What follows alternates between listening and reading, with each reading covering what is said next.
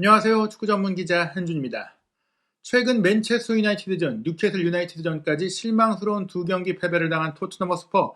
반등할 수 있는 기회가 바로 찾아옵니다. 10월 27일 목요일 새벽에 치를 UEFA 챔피언스리그 D조 5차전 경기인데요. 스포르팅 리스본과의 홈 경기를 이길 경우 챔피언스리그 16강 진출을 확정할 수 있고, 그렇다면 최근 연패를 끊고 승리도 거두고 챔피언스리그 16강이라는 성과를 낸다는 점에 있어서 떨어졌던 사기를 끌어올릴 수 있는 상황입니다. 문제는 여전히 토트넘이 부상으로 신음하고 있고, 또 그런 이유로 인해서 지치고 사기도 떨어지고 피로도도 높고 경기력도 안 좋고 악순환이 벌어지고 있는 상황이거든요. 그런 가운데 뉴캐슬과의 경기에 그나마 긍정적인 면이 있었다면, 콘테 감독이 손흥민 선수의 득점력을 살리기 위한 공격 몰아주기 패턴을 썼다는 것입니다. 스포르팅 리스본과의 경기도 같은 전술을 쓸 가능성이 높은데요. 스포르팅 리스본과의 경기 토트넘 어떻게 준비하고 있고, 또 이 경기를 앞둔 주요 상황, 최신 상황은 어떤지 지금부터 프리뷰해드리겠습니다. 2022-2023 시즌 챔피언스리그 조별리그 5차전 일정은 한국 시간으로 10월 26일 수요일 새벽, 그리고 27일 목요일 새벽에 이어집니다. 먼저 열릴 26일 수요일 새벽 경기 중에서는 보루시아 도르트문트와 맨체스터 시티의 새벽 4시 경기가 가장 주목되고요. 올 시즌 부진한 유벤투스의 16강 진출 여부가 달린 벤피카의 원정 경기도 같은 시간 새벽 4시에 열립니다. 벤피카가 유벤투스를 상대로 승리를 거두기도 했고, 파리 생제르맹을 상대로도 중요한 승점을 거두면서 16강에 오를 수 있는 희망들이 높아지고 있는데요. 이 경기가 큰 화두가 될 것 같고요. 10월 27일 목요일 새벽에는 이미 챔피언스리그 16강 진출을 확정했지만 리버풀과 선두 자리를 경쟁하는 김민재 선수의 나폴리가 레인저스와 새벽 4시에 경기하고, 리버풀은 아약스 원정을 새벽 4시에 치릅니다.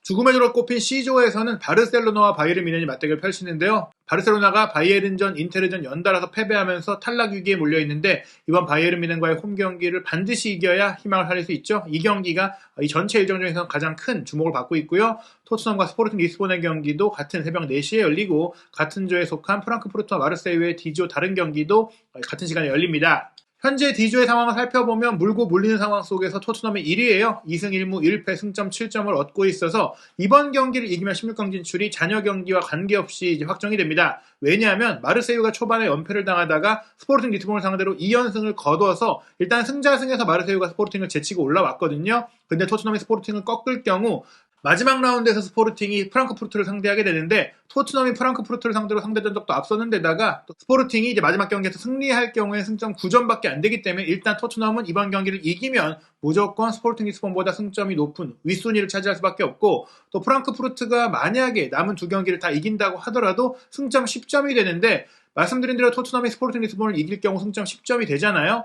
만약 토트넘이 마지막 마르세유와의 경기를 패배한다고 하더라도 토트넘은 프랑크푸르트와 상대 전적에서 1승 1무예요. 유럽 대항전은 승점이 같을 경우에는 골득실 차보다 승자승을 우선으로 보기 때문에 토트넘이 스포르팅 리스본을 이기면 역시 프랑크푸르트를 제치게 됩니다. 그래서 만약 마지막 라운드 마르세유 원정을 지더라도 최소한 2위는 확보하게 된다라고 볼 수 있겠고요. 마르세유가 이번 라운드에 프랑크푸르트와 경기를 하는데, 만약 이 경기에서 이기지 못할 경우에는 16강을 1위로 올라가는 것도 확정이 될 수가 있는 그런 상황이 될 수 있습니다.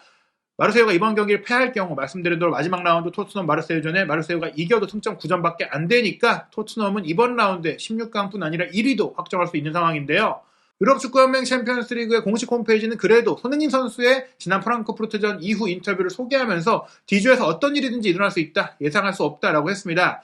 손흥민 선수가 프랑크푸르트를 상대로 멀티골을 넣고 4차전 승리를 이끈 다음에 챔피언스리그에서 무슨 일이 벌어질지 절대 알 수 없어요라고 하면서 결코 안심해서는 안 된다고 했습니다. 토트넘이 리스본과의 경기에서 패배를 했지만, 또 말씀드린 그 스포르팅 리스본이 마르세유를 상대로 연패도 당했고 퇴장 선수까지 발생했기 때문에 여전히 지금 D조는 5차전, 6차전 두 경기가 남은 가운데 4팀 다 16강 진출이 가능한 상황이거든요. 토트넘의 상황, 이번 경기 반드시 승리가 필요한데요. 일단 토트넘은 홈에서 강합니다.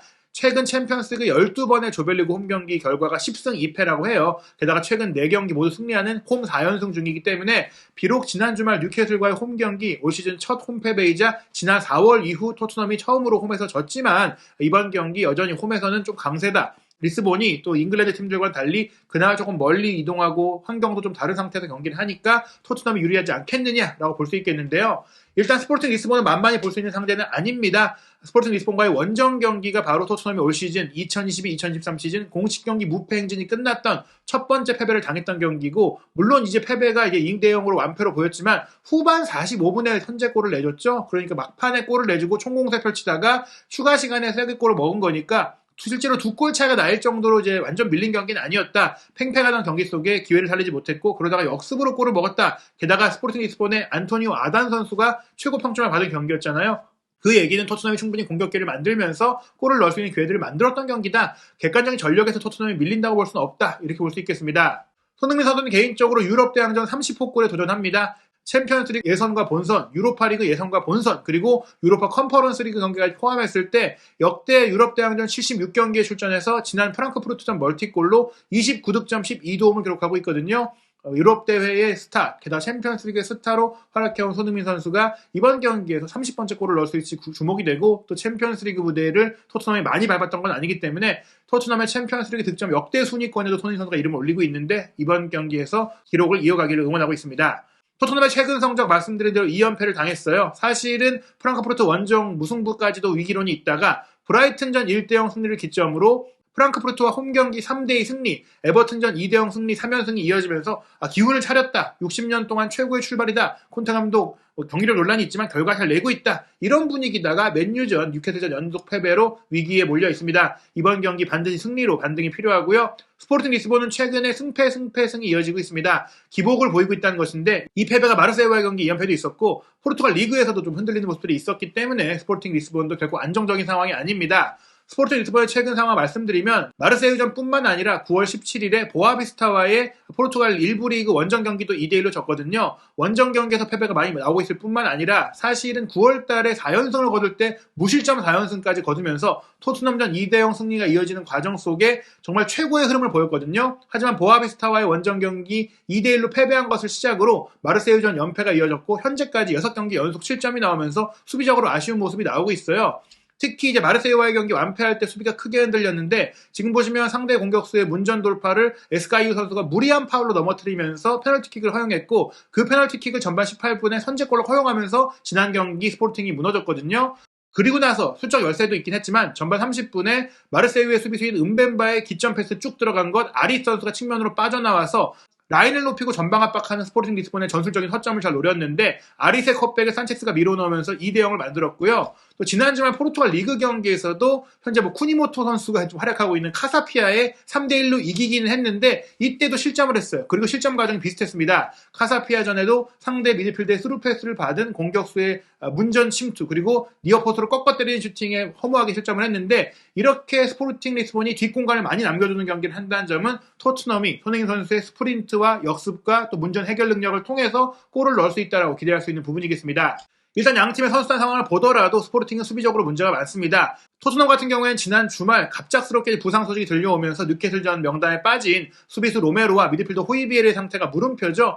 경기 당일까지 아직 시간이 있기 때문에 컨디션을 체크해봐야 되고 큰 부상이 아니고 피로가 누적돼서 그런 거라고 콘테 감독이 설명했지만 쿠루세프스키도 길게 안 걸릴 것이다라고 했다가 오래 걸린 것처럼 지금 이 상황을 좀 더 지켜봐야 될 것 같고요. 히샬리성, 쿠루세프스키 탄강가는 이번 경기까지 뛸 수 없고 그래서 여전히 3-5-2를 쓸 수밖에 없다라고 보고 있는데 지난 주말 좌우 윙백들 세세뇽과 로얄이 조금 부진했잖아요. 그래서 이반 페리시치와 맷 도어티가 이번 경기는 로테이션도 있기 때문에 선발 출전할 것이다라고 전망하고 있습니다. 스포팅 리스본 같은 경우에는 수비 라인에 이탈이 많아요. 말씀드린 마르세유전 퇴장으로 에스가이유 선수가 이제 결장하고 또 포테 선수도 징계로 뛸 수가 없는 상황. 공격 라인에도 이탈 자원이 있고요. 또 코아테스나 브라간사 같은 선수들, 루이스 네투도 부상이라서 수비, 미들, 공격 모두에 좀 이탈 자원이 있고 여기에 에레미야, 세인트 주스테 선수 같은 경우도 부상으로 출전 여부가 불투명해서 전력이 흔들리고 있는 상황이고요.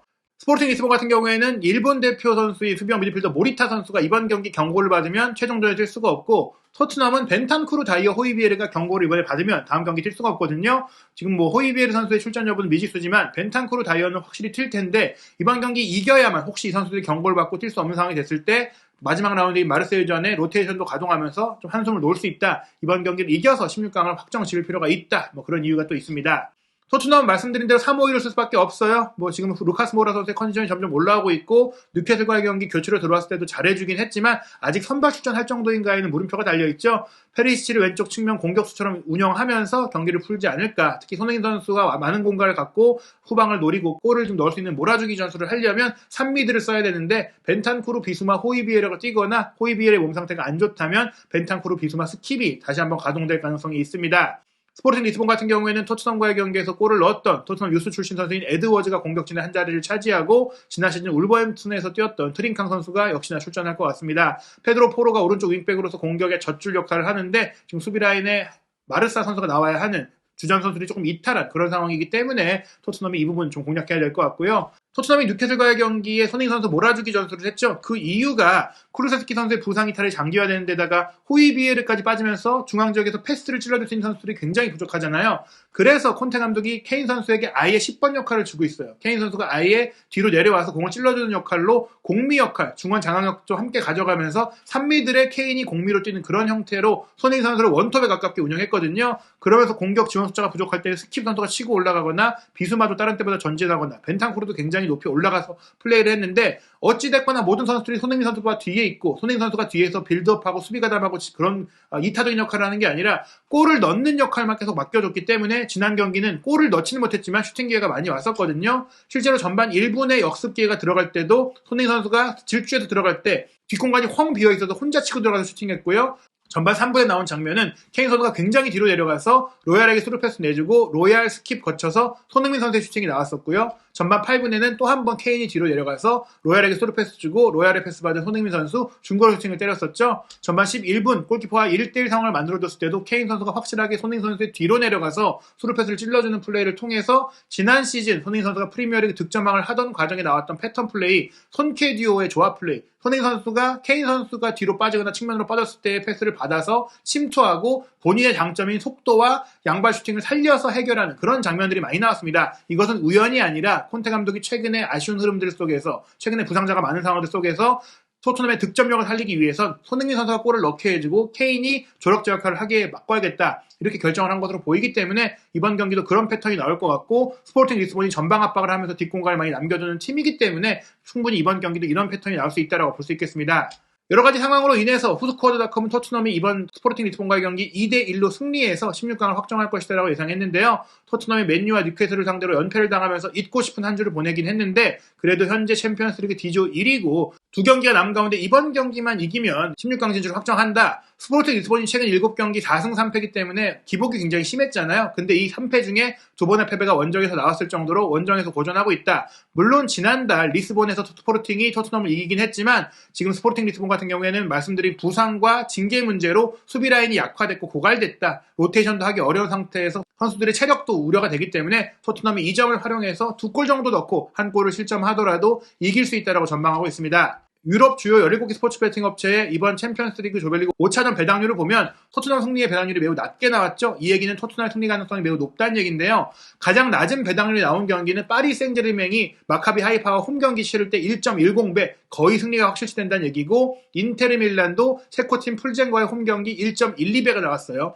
나폴리와 레인저스의 이제 홈경기 나폴리가 1.22배고 그 다음이 토트넘입니다. 1.46배니까 거의 토트넘의 승리가 유력하다. 1.5배 밑으로 떨어지면 거의 승리가 확실한 정배당이라고 보고 있는 것이고요. 세비야와 덴마크 클럽 코펜하겐의 경기가 1.48배니까 토트넘의 승리는 충분히 유력하게 보고 있는 것이다. 다만 스포팅 리스본이 만만한 팀이 아니다 보니까 스포팅 원정팀 승리 배당률은 앞서 말씀드린 이 다른 4경기와 비교했을 때 6.85배로 아주 높은 편은 아니에요. 24배, 12배 이런 것들은 거의 이런 팀들이 이기기 어렵다고 보는 것인데 그래도 스포팅이 무승부 정도는 할 수 있고 이변이 나올 가능성은 아예 배제할 수 없다고도 보긴 하지만 객관적인 상황과 전력은 토트넘의 승리로 몰리고 있다는 것입니다. 과연 이 예상대로 손흥민 선수가 이 몰아주기 전술 속에 골맛도 보고 토트넘을 챔피언스리그 16강 진출로 이끌 수 있을지 경기 지켜보고 돌아오겠습니다.